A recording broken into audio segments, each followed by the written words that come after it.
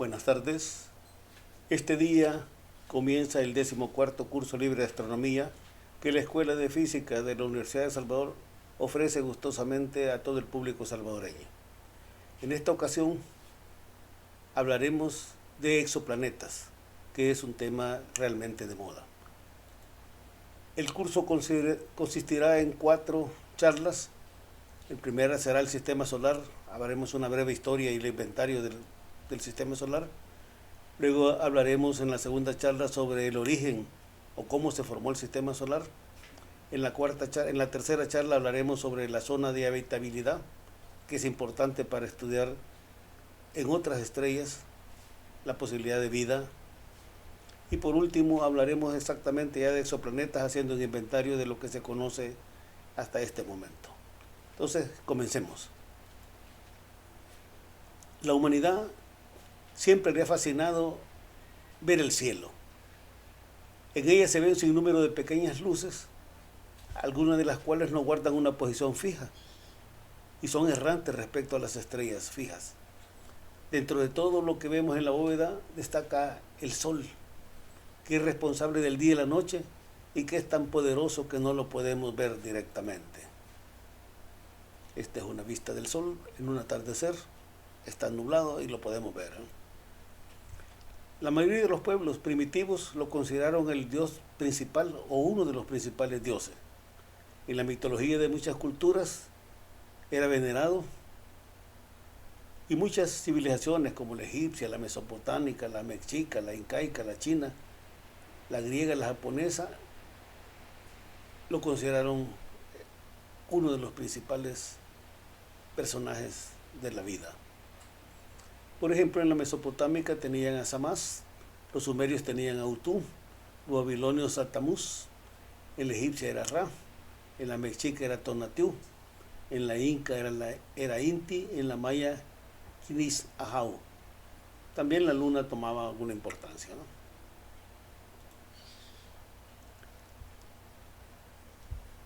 Otras culturas primitivas también nos han dejado constancia de la importancia práctica del sol.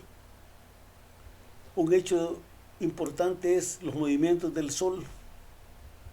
Marcaron la vida de la humanidad posiblemente desde que ésta se hizo sedentaria, cuando comenzó a cultivar la tierra. Ahí apareció la necesidad de medir el tiempo. Los primeros calendarios fueron lunares porque la luna era más simple de observar. Vemos a la luna tiernita, luego la crece y la vemos llena, y ese periodo se repite con bastante facilidad, digamos.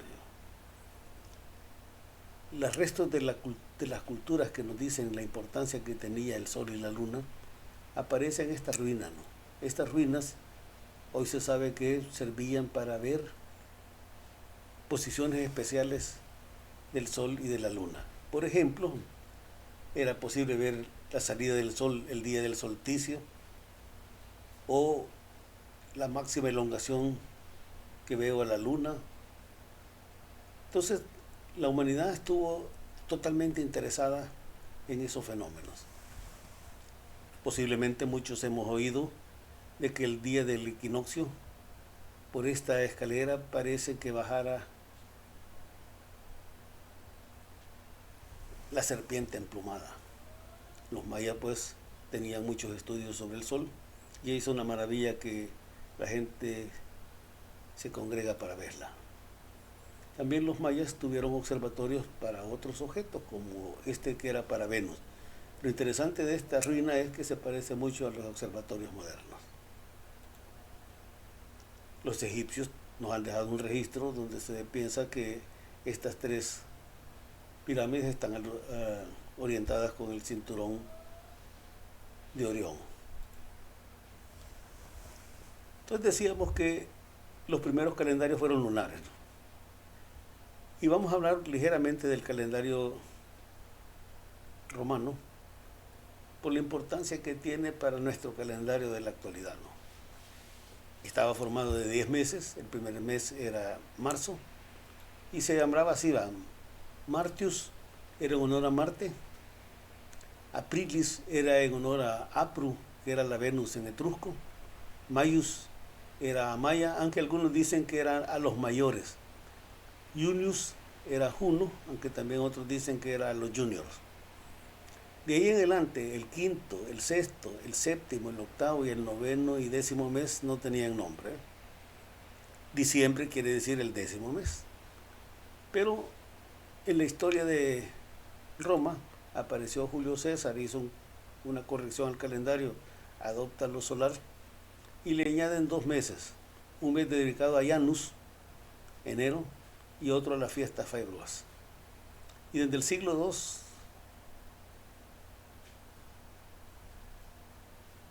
deja de ser marzo el primer mes y pasa a ser enero. Y de ahí que quedas con mal nombre diciembre, ¿va? Ya no es el décimo, aunque su nombre dice el décimo mes, es el 12º. Pasamos a otra cultura, los griegos. Los griegos comenzaron a preguntarse realmente cómo era el universo. El universo que se imaginaban los griegos y hasta la Edad Media era lo que se ve a simple vista, que era la bóveda celeste, y ahí estaban puestas las estrellas. Los griegos van a ser importantes porque son la primera civilización que tiene una ciencia en estricto sentido, la matemática. Y desde la matemática va a ayudar a pensar al universo. Así era la idea, una bóveda, y en la bóveda están pegadas las estrellas. Empezaron los griegos a imaginarse cómo era el universo, y una de las primeras ideas fue esta. Es decir, hay un juego central que no lo vemos porque la Tierra es tapada por una contratierra. Cuando va dando vueltas siempre la contratierra tapa. Está la luna, está el sol. Posteriormente, al estudiar a los objetos que se mueven con respecto a las estrellas fijas, se observó que Marte, por ejemplo, hace esto, va avanzando y de repente regresa, retrocede y luego vuelve a avanzar. Esto se veía con Marte, se veía con Júpiter, con Saturno, y empezaron a plantearse cómo será posible explicarse eso. Y apareció alguien que dijo, mire, son un montón de esferas como engranajes, y a veces se da ese fenómeno de que lo veo para atrás, pero es el efecto de las esferas. Aparece Aristarco, que va a utilizar un avance de la matemática.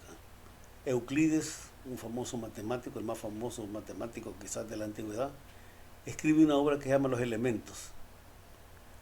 Ahí está desarrollada la geometría, ¿no? Entonces, a Aristarco se le ocurre que puede calcular la distancia a la luna aplicando la geometría. Y para eso dice, durante un eclipse, yo puedo estimar el tamaño relativo de la luna con respecto a la Tierra. Sabían ya que el eclipse era que la luna entra en la sombra, en el cono de sombra de la Tierra. Entonces estimó que era de 3/8 el diámetro de la luna comparado con el diámetro de la Tierra, y midió el diámetro angular. El diámetro angular es simplemente lo siguiente: la vista desde esta orilla hasta esta orilla y el ángulo que forma, y salió que era de medio grado. Curiosamente es el mismo diámetro que le observa el Sol. Entonces Aristarco, con esa técnica y aplicando esta fórmula, no se conocía la trigonometría en ese momento, pero se les ocurre una fórmula. Dice, la distancia al objeto va a ser este número 206.265, que es el número de segundos en un arco de un radián, multiplicado por la distancia, el diámetro lineal entre el diámetro angular. Y con eso podemos calcular, dijo, la distancia que está la luna. Hiparco implementó el método propuesto por Aristarco y encontró que la distancia de la Tierra a la Luna es 59 veces el radio terrestre. Hoy se mide y sale 60, ¿no? También descubre Hiparco que la Tierra tiene otro movimiento extraño, que hay precesión, que la Tierra se mueve así. Lo único que este movimiento es de un gran periodo, se tarda aproximadamente 26.000 años, en hacer una oscilación completa a la Tierra. Aparece otro gran científico griego y dice, bueno, podríamos calcular el tamaño de la Tierra ya más exactamente. Y hizo lo siguiente, él observó que un día, estando en una ciudad que se llamaba Siena, ese día el sol pegaba en el fondo de un pozo y dijo, el sol está en el cenit. Ese mismo día, en Alejandría, había sombra. Entonces se le ocurrió hacer el siguiente experimento, aprovechando esta fórmula geométrica. El arco de un círculo es igual al radio por el ángulo sustentado, ¿no? Entonces dijo, cuando está la torre y hace una sombra, este arco, este ángulo que está aquí, ese mismo ángulo que está aquí. Este es Siena y este es Alejandría, ¿no? Miremoslo más en detalle. En Siena, ese día el sol pega en el fondo del pozo, quiere decir que está en el cenit. Pero en Alejandría, esta torre produce una sombra. Entonces, midiendo este ángulo, que va a ser igual al mismo ángulo de este, se podía calcular el radio de la Tierra. Entonces, la distancia entre Siena y Alejandría, hoy para nosotros es de 787.5 kilómetros. En la época de Eratóstenes, pues no había kilómetros, pues no se había definido esa unidad. Se medía en estadios. Y los estadios, como ahora, no son exactamente igual tamaño todos. Hay unos un poquito más grandes y otros más pequeñitos, ¿no? Entonces, calculó el radio de la Tierra, el primero que mide el radio de la Tierra, ¿no? También se le ocurre a Aristarco que podíamos medir la distancia que hay al Sol. Y dijo lo siguiente, cuando la Luna está en esta posición y forma un ángulo de 90 grados acá, eso fue mucho tiempo después, ya se conoce la trigonometría. Entonces dijo, y como ya conozco esta distancia y voy a medir este ángulo, podía calcular esta hipotenusa, ¿no? Él midió y le dio 87, hoy se ha medido y es 89. Sin embargo, le da un resultado interesante. Le sale que está 19 veces más lejos que la Luna. Hoy sabemos que es mucho más grande esta distancia. Sin embargo, concluye, no puede ser que la Tierra esté dando vuelta que el Sol esté dando vuelta alrededor de la Tierra, debe ser al revés. La Tierra debe estar dando vuelta alrededor del Sol porque el Sol es mucho más grande que la Tierra, ¿no? Entonces, como vemos, se fue creciendo en los conocimientos acerca de cómo es nuestro universo, realmente nuestro sistema solar, ¿no? En la antigüedad, ya en el siglo II después de Cristo, el modelo más desarrollado de universo lo presenta Claudio Ptolomeo en una obra que se llamó La Gran Composición Matemática de la Astronomía. Esta obra la rescataron de la quema de Alejandría los árabes, y para ellos ese libro fue llamado el más grande de los libros, y Almagesti, el más grande, así le decían nada más los árabes. Cuando los árabes lo llevan a Europa, hablan de Almagesti, y los europeos creen que el libro se llama Almagesto, y así se conoce en la actualidad, ¿no? Este libro contiene pues cómo calcular la distancia de la Luna y el Sol como herencia de los griegos. Hay un catálogo de más de 1000 estrellas, y en esto consiste el modelo Ptolomeo. Ptolomeo dijo, está la Tierra y los objetos dan vuelta alrededor de la Tierra, pero además de dar vuelta alrededor de la Tierra, van dando vuelta en un circulito. Este círculo se llama epiciclo, pero además dijo, la Tierra exactamente no está en el centro está hacia un lado, en una distancia que se llama otro punto equidistante que se llama ecuante, ¿no? Y el deferente se va a llamar el círculo. Epiciclo, deferente y ecuante son términos que van a aparecer. Y así aparece el modelo de Claudio Ptolomeo. Los planetas que están cerquitas son estos, y tienen una curiosidad que no se puede explicar en ese momento. Tanto Venus como Mercurio siempre van detrás del Sol, ¿no? Por eso nunca se les ve alejado del Sol. Por eso estos planetas solo se pueden ver o al atardecer o al amanecer, ¿no?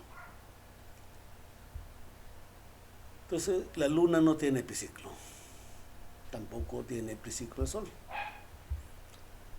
Entonces, este es el modelo de Claudio Ptolomeo.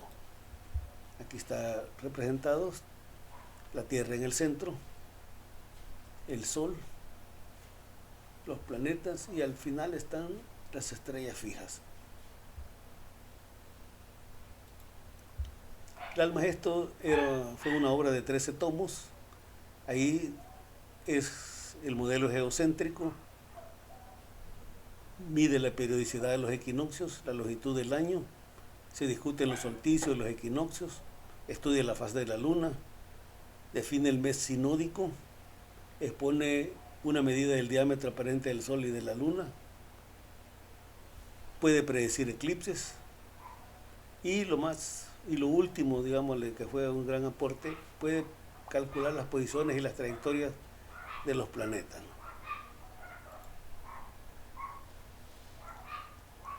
Ese sistema va a durar mucho tiempo, va a ser hasta el año 1250 por ahí, que ya las tablas de Ptolomeo están desactualizadas, ya no dan bien los datos.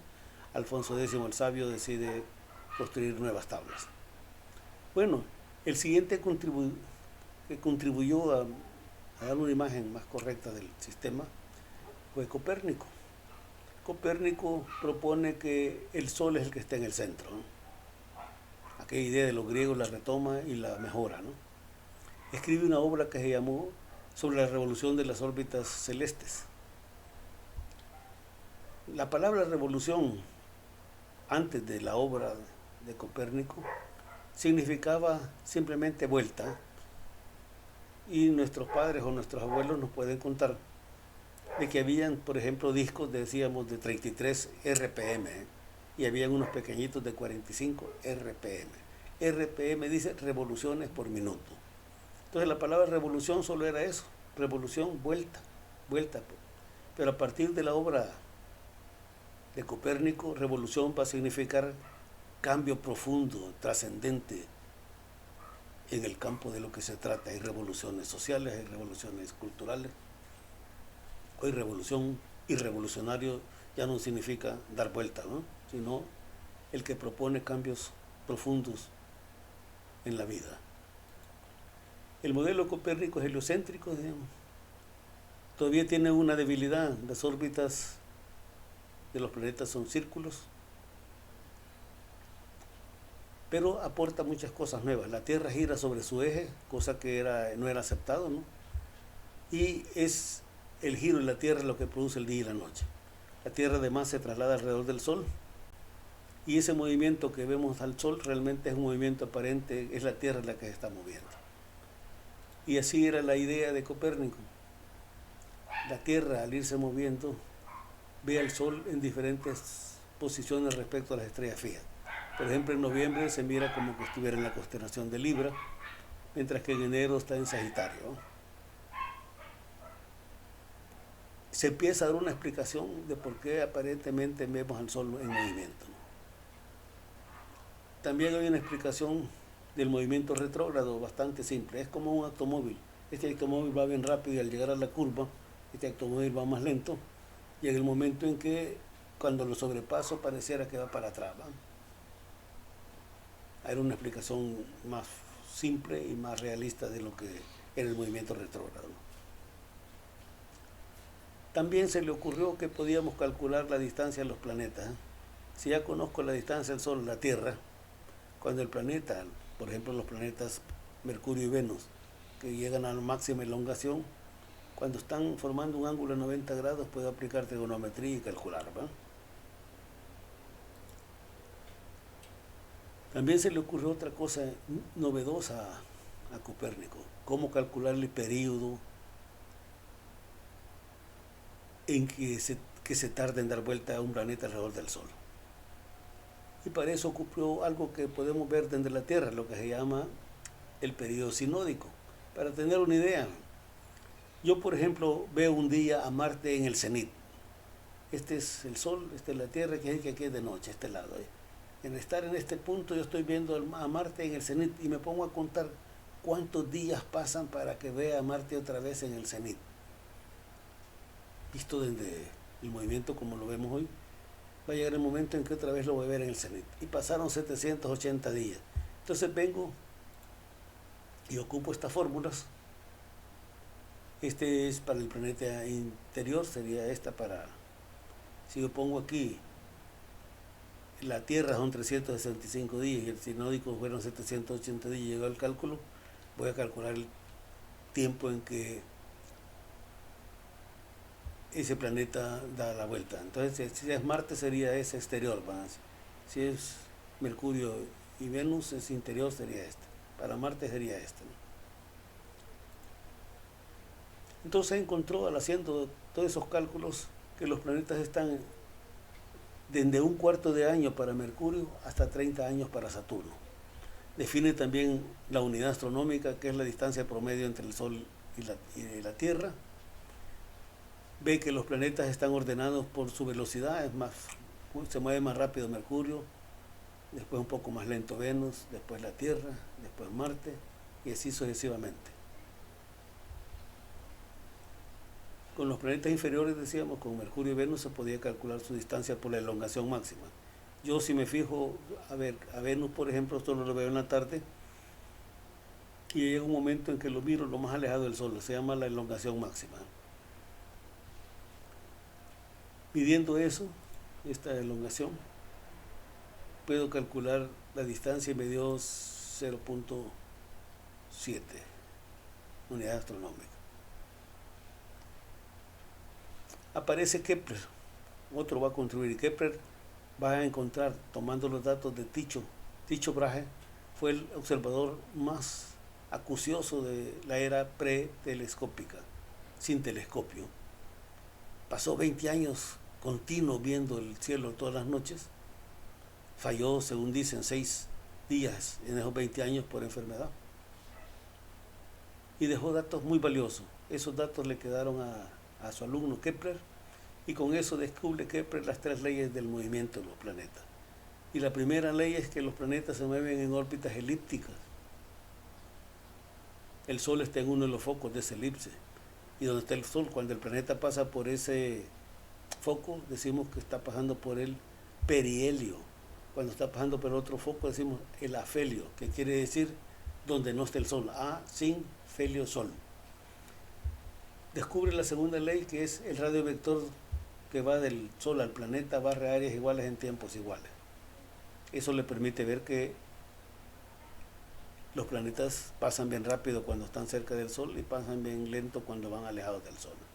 Y por último, que se tardó bastante tiempo, descubre la tercera ley. El cuadrado del período orbital de un planeta es proporcional a la de su distancia promedio del cubo. Y así es la segunda ley, digamos, ¿no? Esta área es igual a esta área, o esta área, ¿no? Siempre y cuando esté el mismo periodo de tiempo, entonces estas áreas son iguales entre sí. Contribuye después Galileo. Galileo, el aporte principal a la astronomía es, perfecciona un telescopio que se había construido en Holanda, que era como un juguete, ¿eh? Galileo lo convierte en un instrumento de observación científica y ve el cielo por primera vez, ¿eh? Y descubre cosas y ve cosas que nadie había visto hasta ese momento. Para vender su telescopio se lo presenta al duque y le muestra que estando en las alturas él puede ver un barco hasta con 2 horas antes de que llegue al puerto, y eso lo prepara en caso de una invasión de piratas o de agresión de otro gobierno. Y el duque aprueba que Galileo sea un investigador que no tenga obligaciones de enseñar, que se dedique a investigar, ¿eh? El primer investigador que tiene eso. Estos son dibujos de Galileo, cómo vio la luna. Galileo vio que la luna tenía cráteres, tenía depresiones, cosa que nadie se había imaginado en ese tiempo. Vio que el Sol tenía manchas y que giraba el Sol. Entonces Galileo descubre que el Sol está girando y mira el eje de rotación del Sol.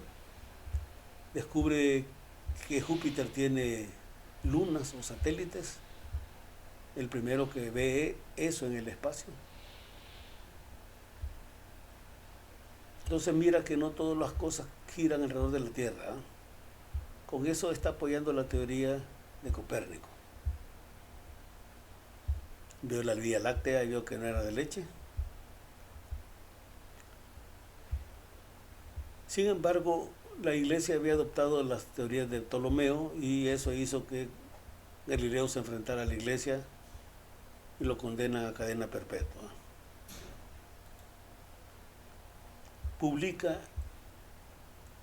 de sus observaciones lo que se puede considerar el primer boletín científico de astronomía, el mensajero de los astros. Ahí aparecen las cosas que él ha visto. Por ejemplo, los satélites de Júpiter. Obviamente que las teorías de Galileo fueron controversiales, ¿no? Habían gente en la iglesia que estaba dispuesta a ver, a observar, a ver si era cierto. Y el incrédulo. Estos que sí daban la posibilidad de ver, enfocaron hacia la tierra y dieron, allá está la hija del duque, ¿verdad? Y se mira bien cerquita, casi la puedo tocar. Pero estos se negaban a ver porque decían que este era un objeto diabólico. Vio que Venus tenía fases. Hoy las vemos, una foto de las fases de Venus. Tenía razón Galileo, ¿no? Y se explican las fases viendo el movimiento de la Tierra y de Venus alrededor del Sol, ¿no? Esta es una foto moderna de los satélites de Júpiter, Io, Europa, Calixto y Ganímedes. Se llaman satélites galileanos en honor a Galileo. Y va a aparecer Newton. Newton va a construir teoría científica más allá de Galileo. Apoyándose en Galileo y en Descartes, dice Newton, construye su nueva teoría. Encuentra las leyes del movimiento y también va a descubrir la ley de gravitación universal. Pero hay muchos descubrimientos de Newton que son importantes. Mira que la luz se puede descomponer en colores y esto va a ser importante en la astronomía moderna también, ¿no? Aquí está un resumen de los descubrimientos de Newton, perdón. La luz se puede descomponer, construyó un telescopio de espejo, que es el que se ocupa ahora, y aquí están las leyes del movimiento y la gravitación universal. Esta es la ley de gravitación universal. Dice que la fuerza entre la Tierra y la Luna, por ejemplo, es proporcional al producto de las masas, inversamente al cuadrado. Está en la dirección que une la Luna y la Tierra, pero es atractiva, ¿eh? Se atraen. Bueno, con esto tenemos una base primera para hacer un inventario de nuestro sistema solar. Y lo primero que hay que decir es que formamos un sistema alrededor de una estrella, ¿eh? El Sol es una estrella. No sabíamos eso en la antigüedad. Pensábamos que el Sol era algo diferente y las estrellas diferentes. Hoy sabemos que el Sol es una estrella, ¿eh? Y además ya la tenemos clasificada como G25. Vamos a ver más adelante el significado de esto. Tiene 8 planetas. Hay más de 3 planetas enanos. Hay más de 50 lunas, pero mucho más de 50 lunas. Cosas modernas como el cinturón de Kuiper, el disco disperso y la nube de Oort. Además tenemos una gran cantidad de asteroides y cometas. Ese es nuestro sistema solar reducido a una simple lista. Miremos un primer esquema. El sistema solar todos los planetas están dando vuelta prácticamente en este plano, que es el plano del ecuador del Sol, ¿eh? Algunos, y voy a poner aquí a Plutón, da vuelta con mucha inclinación. Y si nos acercamos al Sol, vemos que está Marte, la Tierra, Venus y Mercurio. Mercurio también está un poquito inclinado. Más adelante veremos que esto posiblemente se debe a que algo chocó con Mercurio, algo chocó con Plutón, y vamos a ver que por aquí también con Urano algo chocó con Urano. Tenemos una vista pues de la Tierra, del Sol. Esta es tomada por una nave espacial, ¿verdad?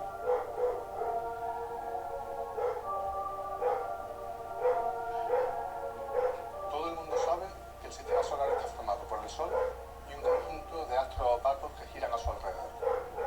Pero todos estos cuerpos menores que giran en torno al Sol, ¿lo hacen de cualquier manera, de un modo caótico y desordenado? ¿O lo hacen siguiendo un cierto orden? La respuesta correcta es la segunda. En el sistema solar impera un grado de orden muy considerable.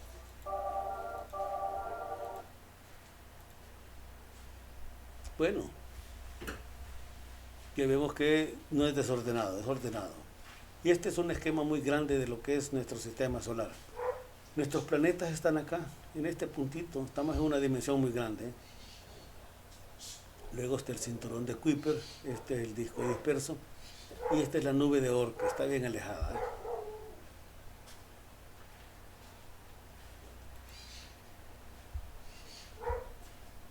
El disco, el cinturón de Kuiper. Aquí tenemos otra vez el esquema, aquí está el sistema solar, el cinturón de Kuiper, la nube de Oort. Así es la cuenta de nuestros planetas para que empecemos a ver algunos detalles. Está el Sol, Mercurio, Venus está girando al revés, la Tierra está girando un poco inclinada, lo mismo Marte, Saturno la inclinación es pequeña, Saturno es grande, Júpiter es pequeña, Urano está girando acostado, Neptuno y Plutón, ¿no? Esto nos hace pensar, esto le pasó algo, ¿no? Lo mismo que a Venus, y también por la órbita vemos a Mercurio, ¿no? Pero todos estos algo ha chocado con ellos, ¿no? Además vemos otra cosa curiosa, ¿no? Los que tienen campo magnético, la Tierra, más o menos hay una pequeña diferencia entre el campo magnético y su eje de rotación. Júpiter también tiene una pequeña diferencia entre el eje de rotación y el campo magnético. Saturno casi coincide el eje de rotación con el campo magnético. Pero miremos Urano. Urano está girando acostado, decíamos, y su campo magnético es así, ¿eh? Y Neptuno tiene otra peculiaridad, su campo magnético está descentrado, ¿eh? Todo esto nos debe de hacer pensar cómo habrá sido la historia del sistema solar realmente. Decíamos que el Sol es una estrella, o dicho de otra manera, las estrellas son semejantes a nuestro Sol. Y semejante quiere decir que no son iguales, como las personas. Yo veo a Pedro, a María, a Juan, a Lucy, y son diferentes, pero todos son seres humanos. Las estrellas también son así, son diferentes, pero son seres, todos son estrellas.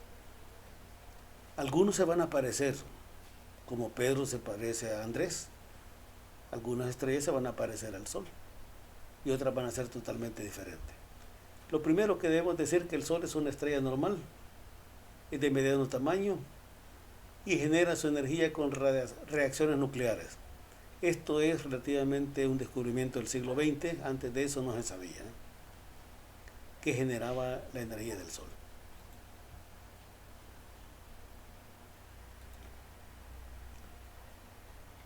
El Sol por sí solo representa el 98.6% de toda la masa del sistema solar, ¿eh? Tiene un diámetro de 1.400.000 kilómetros, está compuesto de 75% de hidrógeno y 20% de helio, y un 5% de oxígeno, carbón, hierro y otros componentes, ¿no? Se formó aproximadamente hace 4.600 millones de años y va a permanecer en la secuencia principal 5.000 millones de años más.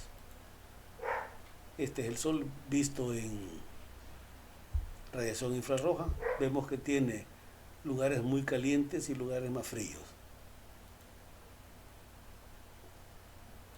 Produce grandes llamaradas. Está compuesto de un núcleo, tiene una zona radiativa, la energía que produce sale en forma de radiación y aquí sale en forma convectiva.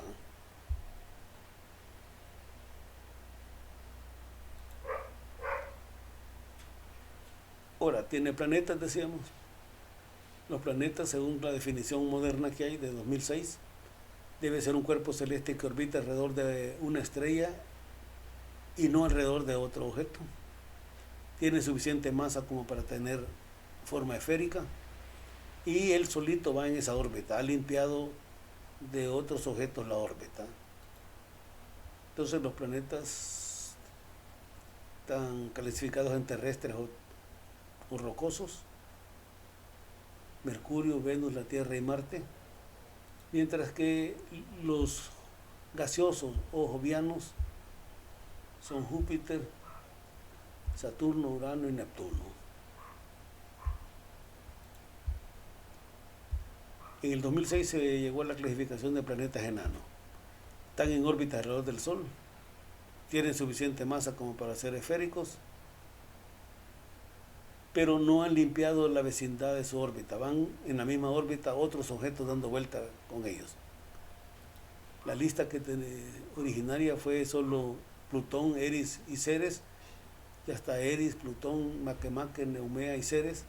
Y una cosa muy interesante, si miramos a Plutón, Plutón va capturando los objetos que están en su órbita y va creciendo en luna. Ya tiene 5 lunas Plutón. Cerberos, Caronte, Hidra, Nix.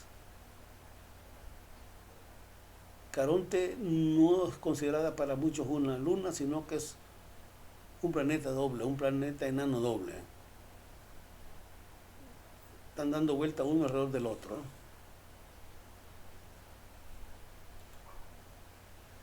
Entonces, aquí hay órbitas de los cuerpos menores. Estos asteroides se llaman Apolos y otros se llaman Amor. Son peligrosos porque interceptan la órbita de la Tierra. Están los asteroides, que hay una gran cantidad de asteroides entre la órbita de Marte y Júpiter. Y este es el cinturón de Kuiper.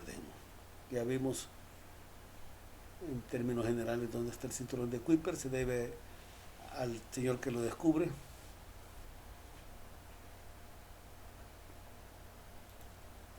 Está el disco disperso, que es la parte esa que se ensancha el disco, el cinturón de Kuiper. Están a una distancia de más de 30 unidades solares. Y podemos ver un esquema muy general. Aquí están los planetas, aquí están los objetos cercanos del cinturón de Kuiper. Este es el disco disperso y está la nube de oro. La nube de oro es una nube esférica muy grande, donde supuestamente es ahí donde están lo que van a llegar a ser los cometas. Cuando una estrella pasa cerca y perturba, los avienta hacia el interior del sistema solar y se convierten en cometas. Y para terminar, aquí está el Sol, hasta aquí llega la nube de oro, casi a 1 año luz de distancia, 2 años luz de distancia.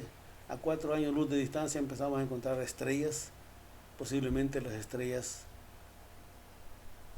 primas hermanas del Sol. Bueno, hasta la próxima semana, los esperamos con el tema que ya señalamos. Hasta luego.